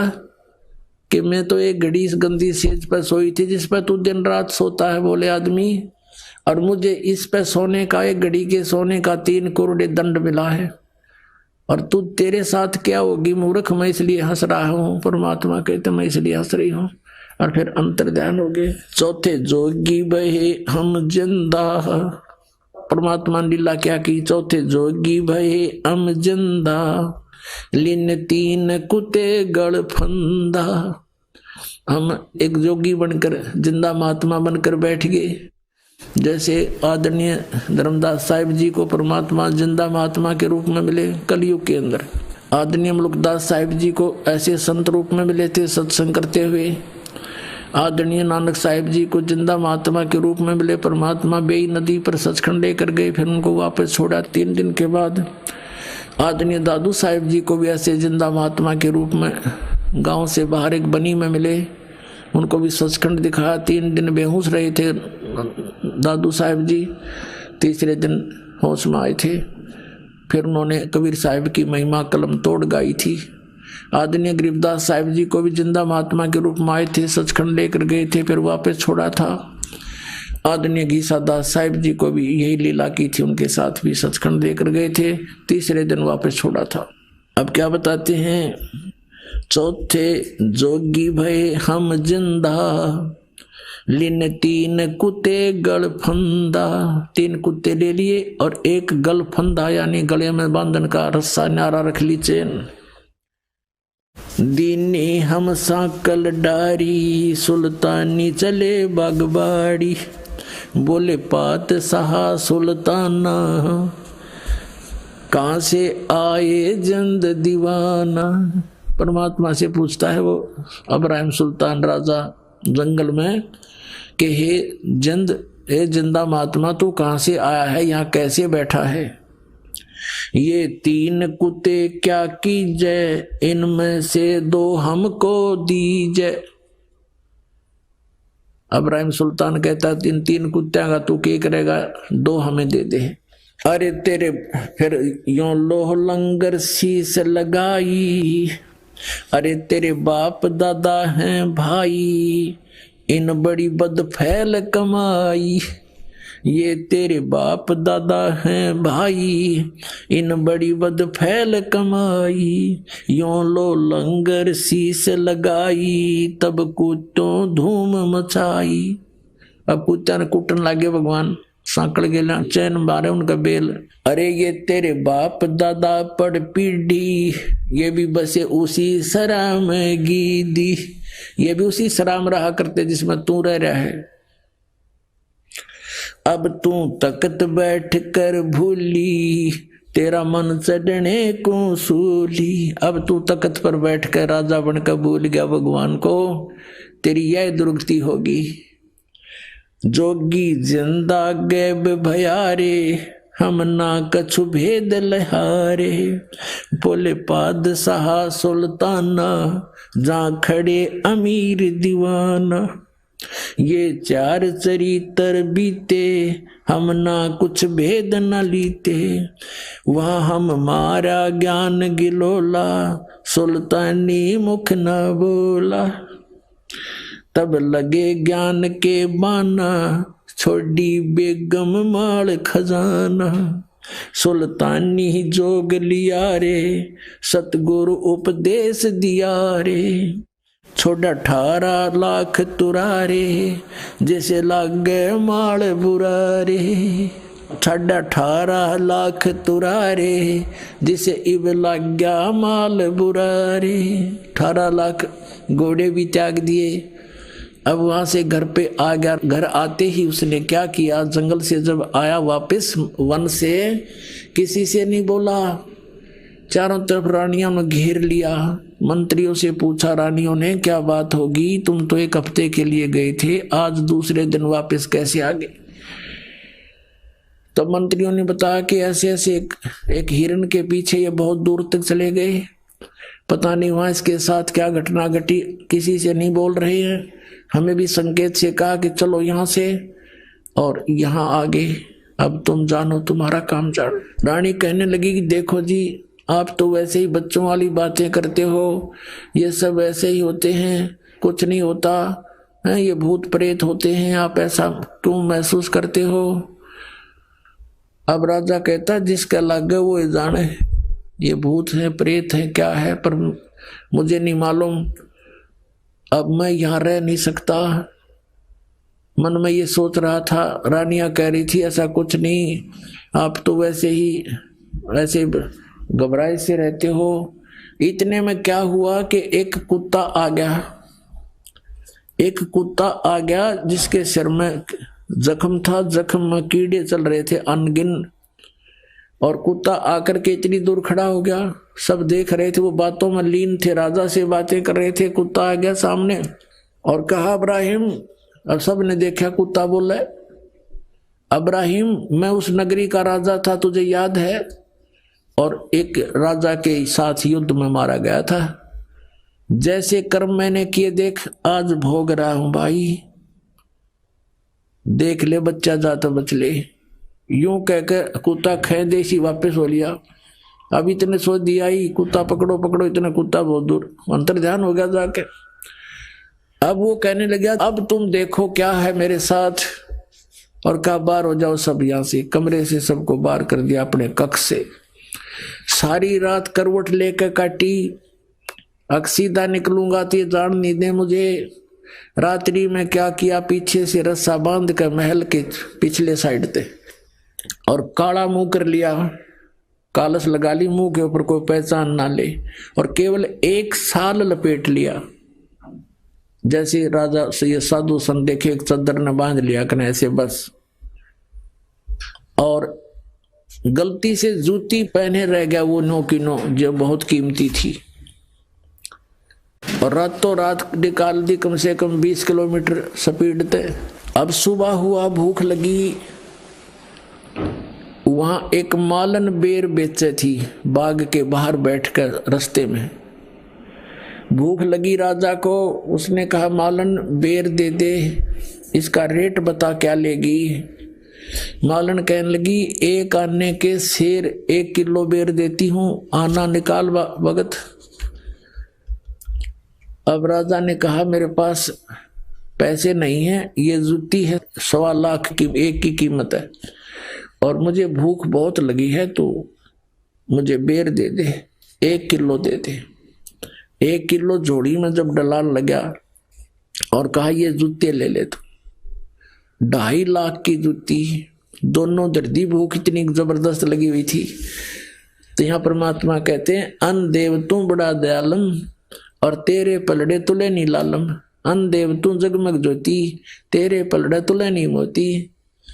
तो इस प्रकार कहते भूख का आगे सब ये संसारिक जो धन है ये भी व्यर्थ होता है। अब वो 2.5 लाख के जूते दर दिए नो की नो और कहा एक शेर बेर डाल दे। अब मालन जब बेर तोला थी और तोलते ही डालने लगी तो एक बेर जमीन पर गिर गया और शेष उसकी जोड़ी में डाल दिए। अब मालन तो कहती है ये बेर मेरा, अब्राहिम कहता ना मेरा। दोनों उस बेर पर लड़न लाग रहे। परमात्मा ने एक मारा उसके मुंह पर थप्पड़। अब्राहिम कहे अरे भले आदमी 2.5 लाख की जूती एक पैसे का बेर पता के छोड़ा तेने धन क्या छोड़ के आया तो आड़े फिर हुआ बीमारी पाल रही। 2.5 लाख की जूती गिर दी एक पैसे के बेर पर फिर वही मेरी मेरी कर रहा है तो क्या छोड़ के आ जा अपने घर में वापस। यूं कह के अंतर ध्यान हो गया भगवान वहां दिखाई नहीं दिए। अब कहने का भाव ये है कि परमात्मा हमारे को चोट मार मार कर इस माया के जाल से छुटवाते हैं। माया का लेप हमारे बहुत हो गया, इसके ऐसे चोट मार मार कर इसे नफरत कराते हैं और हम मांगते माया भगवान थे। और ये माया तो आपको इतनी दे देगा आपके समझ में भी ना हो, पर यह माया आपका काम किया होगी आपकी दुश्मन बन जाएगी ये लास्ट में। तो इसलिए पुण्यात्माओं आप परमात्मा के मर्यादा और नियम को पहचान कर इस मार्ग पर चलिएगा। आपका ये जीवन भी इतना बढ़िया रहेगा, औरों से असंख्य गुना बढ़िया रहेगा। लेकिन निरा धन ना मांगियो भगवान थे, केवल माया मत मांगना। यो दे तो यह भी देगा पर भगवान का जो काम था वो तो अधूरा रह गया। आपको पार करना, आपको सचखंड ले जाना वो तो फिर अधूरा रह जाता अगर इस माया के चक्कर में भगवान आपको डालेंगे। लेकिन ये कभी नहीं डालते। लेकिन आपका काम भी कोई पेंडिंग नहीं रहने देंगे जो आवश्यक होगा, ये सच करना। ये 4 चरित्र बीते हम ना कुछ भेद न लीते, वहाँ हम मारा सुल्तानी जोग लिया रे, सतगुरु उपदेश दिया रे। 18.5 लाख तुरारे जिसे लाग गया माल बुरारे। अब क्या बताते हैं कि जिसने 18 लाख घोड़े छोड़ दिए त्याग दिए और अब लग गया माल बुरारे, वो धन अब उसको दुश्मन दिखाई दे रहा अपने जीवन के लिए। छोड़े गज गए बर सब जल होड़ा, सब अब बहे बाट के रोड़ा।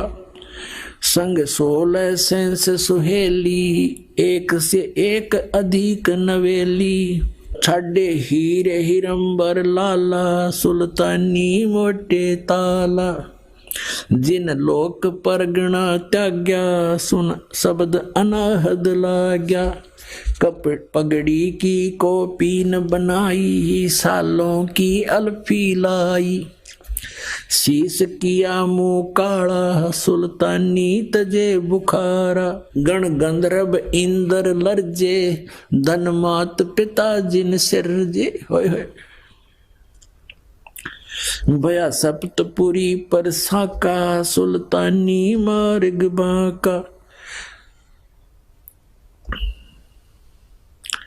अब क्या बताते हैं कि जब ऐसा फैसला सुल्तान अधम ने लिया, घर त्याग दिया, इतने ठाठ त्याग दिए, कहते हैं गण गंधर्व इंद्र लर्जे। ओहो गण गंधर्व ये जितने भी देव हैं, देव स्वर्ग का राजा इंद्र भी कहते हैं कांपन लग गया कि वे कमाल कर दिया इस आदमी ने, हिम्मत देख इसकी कैसे त्याग कर चल पड़ा।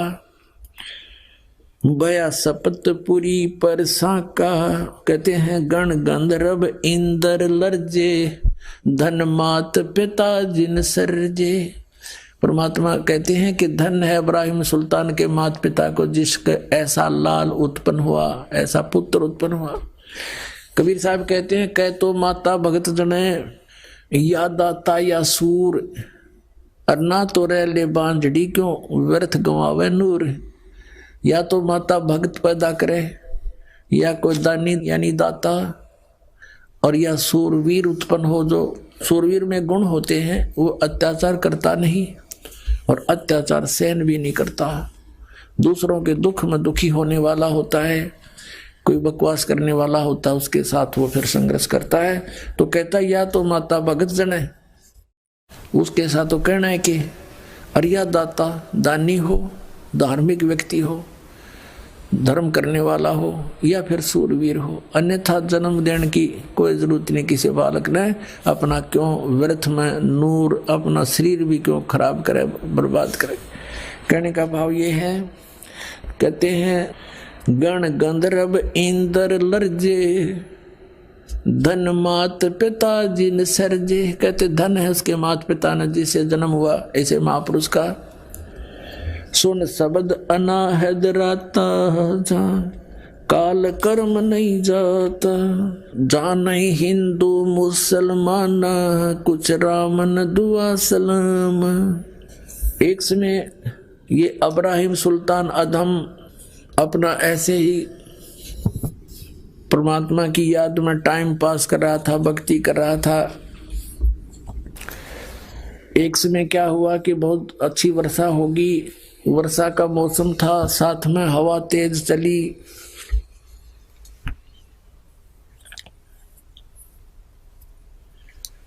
तो उसको कुछ ठंड लगी, तो उसने सोचा एक झोंपड़ी थी किसी की, उस झोंपड़ी के पीछे हवा की दूसरी साइड में, बैक साइड में बैठ गया और हवा की आड़ में कि रात यहां काट लूं, सुबह चल पड़ूंगा। रात्रि के समय उस झोंपड़ी वाले एक पत्नी थी उसकी, एक स्वयं था और एक गाय रखी थी उसने बस। और दोनों आपस में क्या बातें कर रहे हैं कि भगवान ने इसी बढ़िया बारिश कर दी, बढ़िया घास हो जाएगा और अच्छा अपना गाय का दूध पीवाएंगे, ठाठ से रहेंगे। तो वो कहता है कि हमारे ऐसे ठाठ हो गए जैसे बलख बुखारा के बाद सह के भी गोना। अब वो इतना धनी व्यक्ति, इतना रईस व्यक्ति था, बलख बुखारे का बादशाह सुल्तान अधम, कि उसकी चर्चा चला करती थी कि तू के नाराय बलख बुखारे का राजा है, ऐसा के धनी हो गया तू।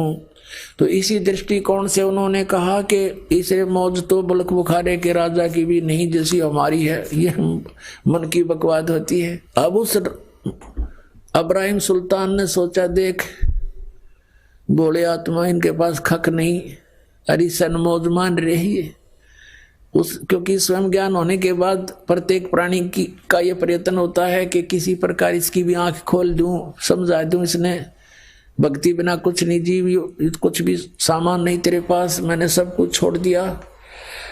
इसी दृष्टिकोण से सुबह हुआ तो उनके सामने झोंपड़ी के आगे खड़ा होकर नमस्कार किया और कहा भी तुम रात्रि में क्या बातें कर रहे थे।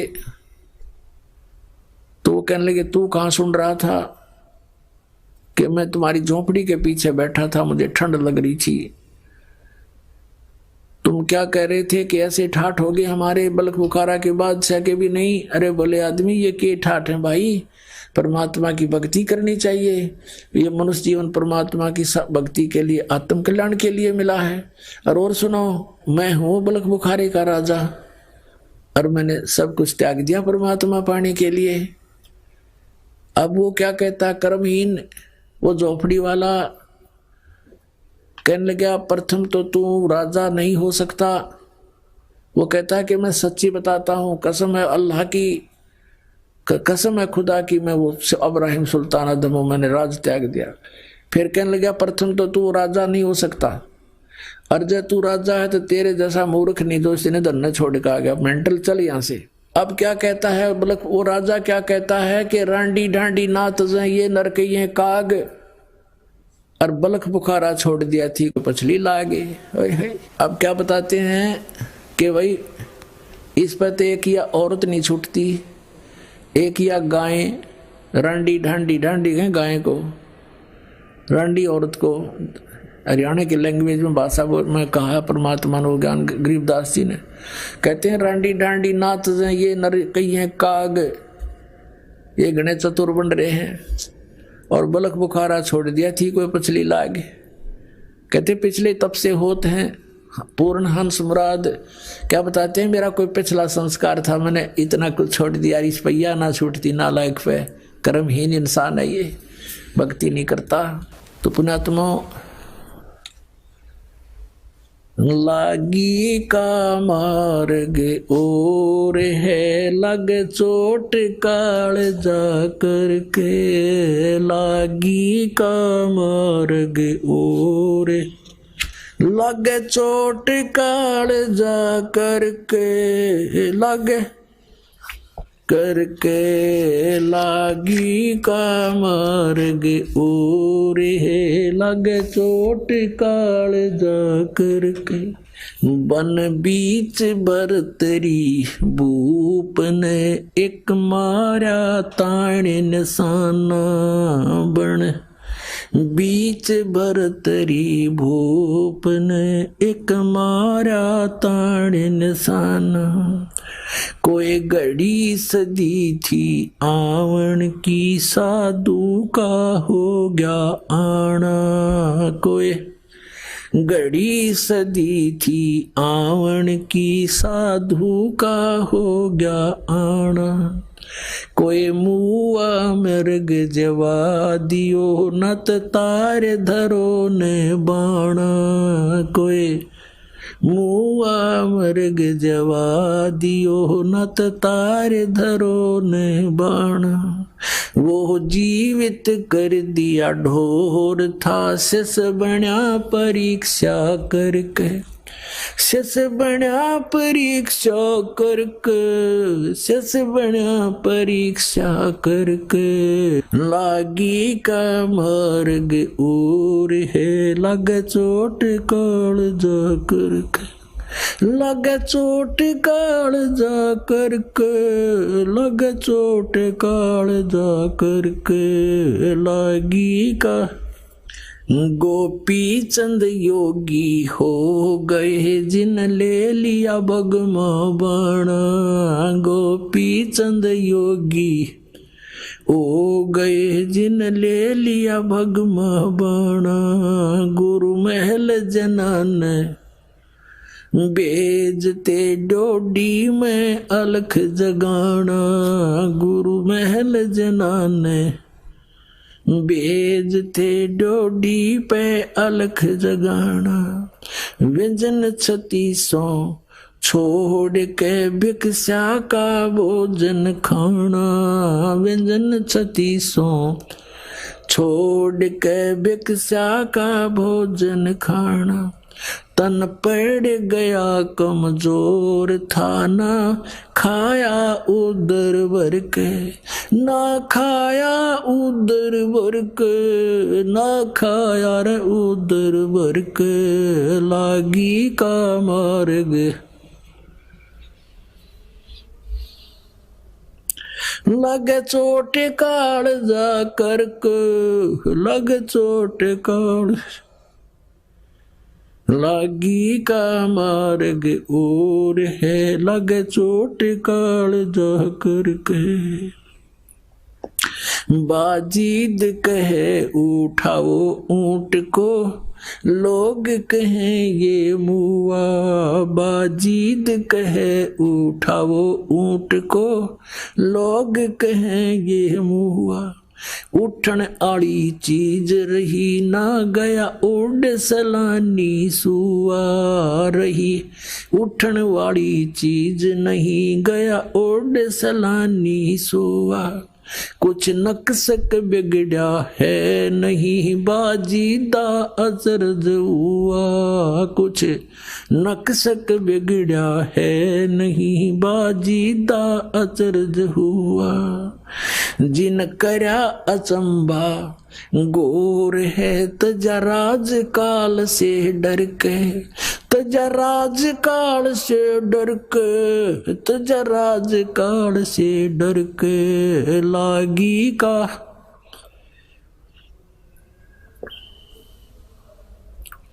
लग चोट काल जा करके। लग चोट काल जा और है, लग चोट। सुल्तानी मगन बैराग में जिन तज दिया बलख बुखारा। सुल्तानी मगन बैराग में जिन तज दिया बलख बुखारा। कदे पालकियों में चालते आज ठा लिया गोदड़वारा। कदे पालकियों में चालते आज ठा लिया गोदड़वारा। सब संगी छोड़ी रोवती रोवे था कुणबा सारा। सब संगी छोड़ी रोवती रोवे था कुणबा सारा। शोर मचारण वास में ना देखा पीछा फिर के। ना देखा पीछा फिर के। ना देखा रे पीछा फिर के। लागी का लग चोट काल जा करके। लागी का कुएं में शेख फरीद न किसी मीठी बोली बासा। कुएं में शेख फरीद ने कैसी मीठी बोली बासा। तुम चुन चुन कागा खा ली और मेरे हाडों पर का मासा। तुम चुन चुन कागा खा ली और मेरे हाडों पर का मासा। मेरे दोनों नामत छेड़ियो मोहे राम मिलन की आशा। मेरे दोनों नामत छेड़ियो मोहे राम मिलन की आशा। जिन करी तपस्या गोर थी वो होए आसर अर्क। वो होए आसर हर्क। वो होए रे आसर अर्क। लागी का मार्ग और है लग चोट काल जा करके। लग चोट काल जा करके। लग चोट काल जा करके। लागी का मार्ग। भाई पीपा दरिया में कूद गया जिन कैसी करी डेठाई। पीपा दरिया में कूद गए रजिन कैसी करी डेठाई। वो नरपाड़ा जीत गए जिन सिर धड़की रवाजी लाई। वो नरपाड़ा जीत गए जिन सिर धड़की बाजी लाई। कह मंगलानंद चेतियो तुम सोच समझ मेरा भाई। कह मंगलानंद चेतियो रे कुछ सोच समझ मेरा भाई। बिन चेत्य यु झूठा सोर है कुछ जाइयो सुकर्म करके। कुछ जाइयो सुकर्म करके। कुछ जाइयो रे सुकर्म करके। लागी का मार्ग और है लग चोट काल जा करके। लागी का लग चोट काल जा करके। लग के लागी का मार्ग और है लग चोट काल जा करके। पुण्यात्माओं अब परमात्मा प्रेरणा करते हैं सभी बाप पुण्यात्माओं को कि ये मानुष जीवन केवल परमात्मा प्राप्ति के लिए ही प्राप्त हुआ है और इसको अंतिम श्वास तक परमात्मा की भक्ति में लगाकर ही सफल किया जा सकता है। किसी भी सदग्रंथ को, किसी भी परमात्मा प्राप्त महापुरुषों की वाणी को आप पढ़ोगे, देखोगे, सुनोगे, उससे आपको यही पता चलेगा कि इस भक्ति को, इस साधना को आपने अंतिम श्वास तक करना है।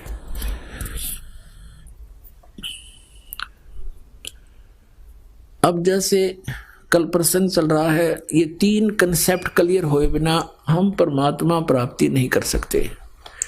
नंबर एक, परमात्मा पहचान के कौन है वो भगवान,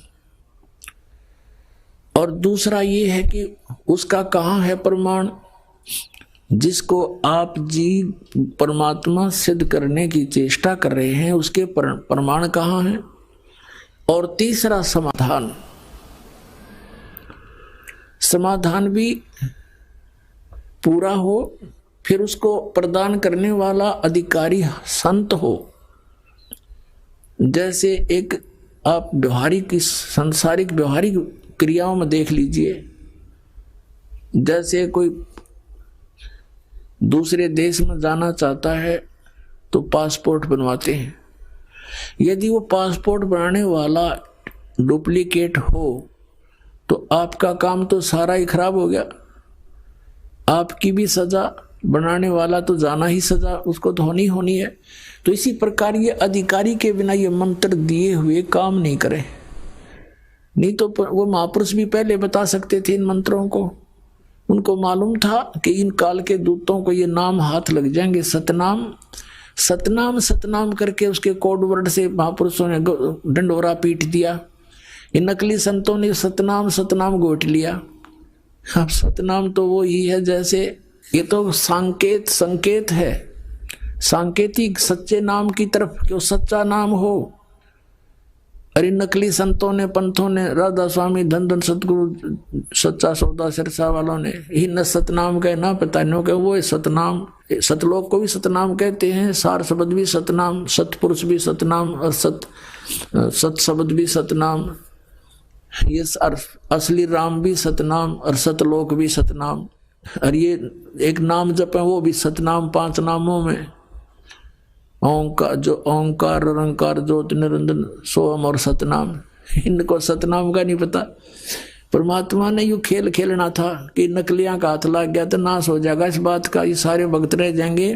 और फिर कैसे पहचान बताते, ये नकली ये नाम गलत दे रहे हैं। अगर नाम इनके पास ये होता तो कद्दे भी ना सूतमा होया बात।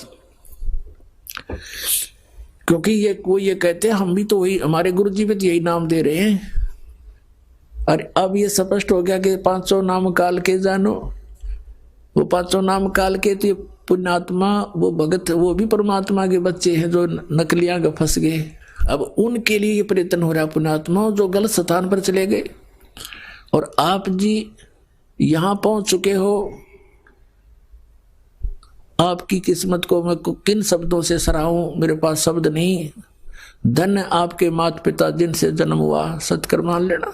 लख बर सूरा जूझ ही लख बर सावत दे, लख बर ये जहान में तब सतगुरु शरणा ले। आप इतने पुण्यात्मा रहे हो युग युगों में, जन्म जन्मांतरों में, लेकिन रास्ता नहीं मिला। जैसे आदरणीय नानक साहिब जी सतयुग में वो अम्बरीश राजा थे, इतनी पुण्यात्मा थे, राज भी करते थे, लेकिन भगवान का नौकर समझकर अपना राज करते थे। परमात्मा के जो जनता थी उसको परमात्मा के बच्चे जानकर उनका पालन पोषण करते थे। स्वयं बहुत जबरदस्त भक्ति करते थे, जिसके सामने दुर्वासा जैसे सिद्ध पुरुष भी फिट्टे मुंह होकर गए थे, जो केवल सिद्धियां कमाते थे। लेकिन वो भक्ति केवल विष्णु जी की करते थे। त्रेता युग में वही आत्मा फिर राजा जनक हुए, बहुत भक्ति करते थे, बड़े यज्ञ किए, बहुत से धर्म किए, 100 मन घी के कई यज्ञ किए। और फिर वही अपना पुण्य समाप्त करके फिर नानक जी बने। और पहले तो उन राजा बने थे तो उनके नौकर रहते थे, अब स्वयं नौकर लगे नवाब के यहाँ पर एक पेट के लिए। और उन अच्छी आत्मा को फिर परमात्मा में